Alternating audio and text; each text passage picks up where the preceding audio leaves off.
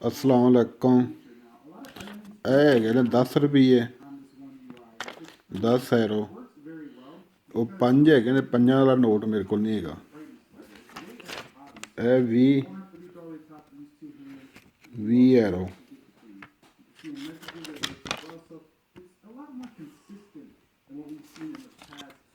ਇਹ 50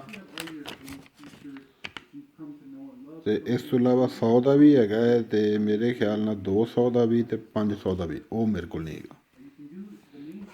ਇਹ 10 Saint, 10 Saint ਨਜ਼ਰ ਆਉਂਦੇ ਪਏ ਨੇ ਕਿ ਨਹੀਂ?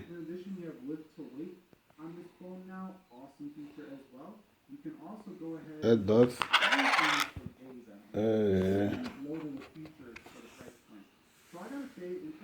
ਕਲੀਅਰ ਕਿਉਂ ਨਹੀਂ ਹੈਗਾ?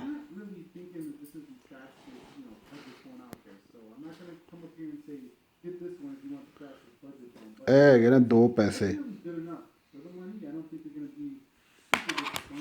ਇਹ 5,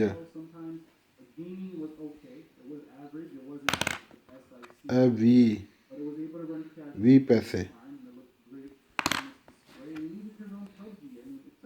ਆ 1 ਰੁਪਈਆ, ਆ 1 ਪੈਸਾ,